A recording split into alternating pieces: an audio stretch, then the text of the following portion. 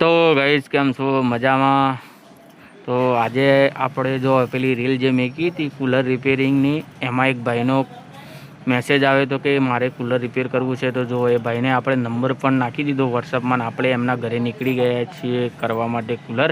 તો જો આપણે પંપ લઈ લીધો હતો, કહેતા હતા કે પાણી નથી ઉપાડતું, તો આપણે કૂલરનો પંપ લઈ લીધો છે અને હવે આપણે આપણા ઠેલામાં મૂકી દીધો છે.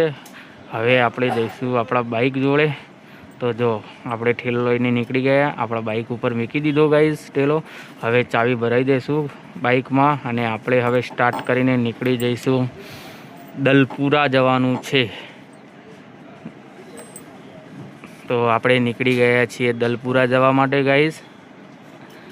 તો આપણે દુકાનથી નીકળી ગયા દલપુરા જવા માટે અને જો હવે આપણે હાઈવે ઉપર ચડી ગયા છીએ. તો આપણે જવાનું છે દલપુરા.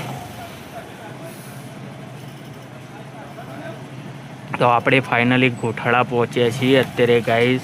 આપણે જતાં જતાં 3 ગામડા વચ્ચે આવશે ગાઈસ. હવે આપણે આવી ગયા છીએ માલણા અને માલણાથી હજુ આગળ છે ગાઈસ દલપુરા. તમે કોઈએ દલપુરા જોયું હોય તો કોમેન્ટ કરજો ફટાફટ. તો આપણે હવે ચડી ગયા છીએ.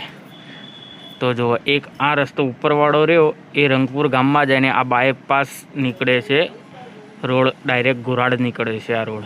તો આપણે અહીંથી જઈશું. પહેલાં આવશે રંગપુર પાટિયું ગાઈસ. તો આપણે નીકળી ગયા છીએ. જય બાબારી. તો હવે આપણે પહોંચ્યા છીએ જે એક રંગપુર તરફ જાય છે અને એક જાય છે ઘોરાડ તરફ. આ સીધો રોડ રહે જો ગાઈસ, આ સીધો નીકળે છે ઘોરાડ. તો આપણે પહેલાં આવશે ચોરાસણ પછી ઘોરાડ આવશે, ઘોરાડ પછી આવશે ધોળી કોકરી પછી આવશે દલપુરા. તો વિડીયો પૂરો જોજો ગાઈઝ. તો જો કેટલું મસ્ત વાતાવરણ છે, ડુંગરા વચ્ચે થઈને રોડ નીકળે છે બાયપાસ ઘોરાડ જવા માટે જો ગાઈઝ. તો આ પાછળનો વ્યૂ છે આપણા અને આગળનો વ્યૂ જો ડુંગરા ખોતરે છે. અહીંયા થઈને રેલવે જવાની છે એટલા માટે ડુંગરા ખોતરાય છે ગાઈઝ. વિડીયો પૂરો જોજો ગાઈઝ. આપણે આજે દલપુરા જવાનું છે કૂલર રિપેર કરવા માટે. તો આપણે ફાઇનલી ચોરાસણ પહોંચી ગયા છીએ. અહીંથી આગળ જવાનું છે હજુ ગાઈઝ.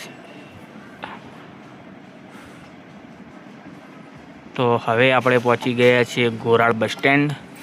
ઘોરાડ બસ સ્ટેન્ડથી બાયપાસ જવાનું છે અને આ કામ જે ચાલુ છે રેલવેનું ચાલુ છે કામ ગાઈઝ. અંબાજી જે રેલવે જવાની છે તે અહીં થઈને જવાની છે. તો આપણે ફાઇનલી દલપુરા પહોંચી ગયા હતા ગાઈઝ.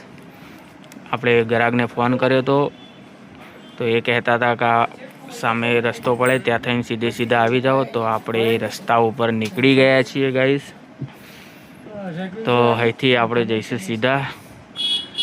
ભાઈને કોલ કર્યો છે, તે કહે છે કે હું એક બાળકને આગળ ઊભો રાખું છું, તમે આવો.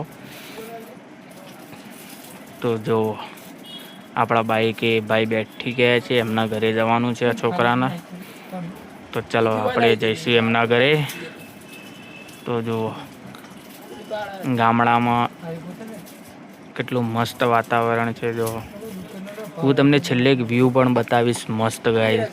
કેટલું મસ્ત વ્યૂ છે. ગામડાની રહેવાની મજા જ કંઈક અલગ છે ગામડામાં ગાઈઝ. તો આપણે હવે આ ભાઈ જાય છે એમના ઘરે જવાનું છે કૂલર રિપેર કરવા માટે ગાઈઝ. તો આપણે એમના ઘરે જતા રહીશું ગાઈઝ. વિડીયો પૂરો જોજો, કોમેન્ટ કરજો વિડીયો કેવો લાગ્યો ગાઈઝ.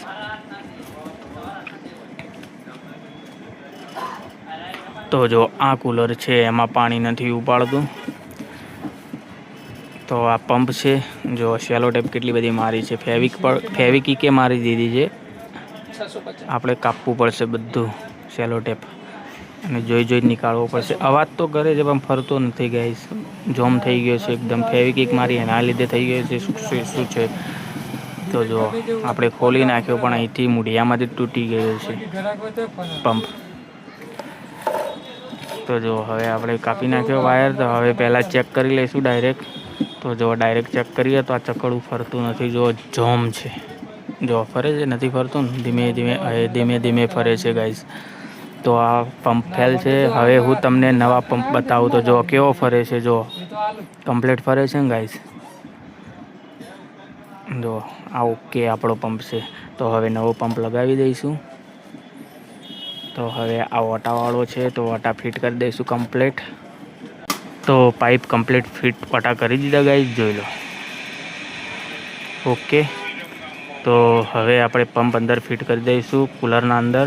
તો જો આ વાયર છે અહીં થઈને ઉપર લઈ લઈશું. પહેલાં તો આપણે કમ્પ્લીટ ફિટ કરી દઈશું અને પછી ફાઇનલી હું તમને ફિટિંગ પણ બતાવું છું અમે ફિટિંગ કેવું કરીએ.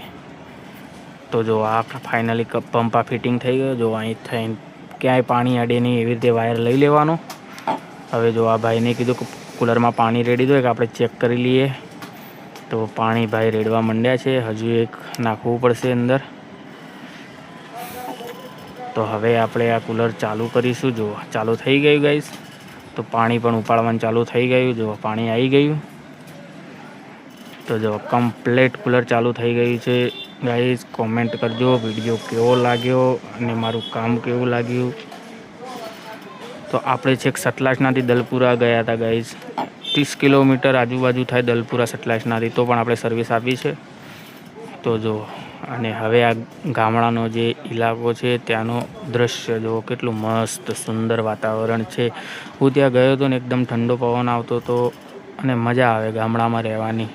ગામડામાં રહેવાની મજા જ કંઈક અલગ છે ગાઈઝ. વિડીયો ગમ્યો હોય તો કોમેન્ટની અંદર લખશો કેવો લાગ્યો. અને જય બાબારી, જય સધીમાં. અને વિડીયો બને એટલો શેર કરજો ગાઈઝ. જય માતાજી.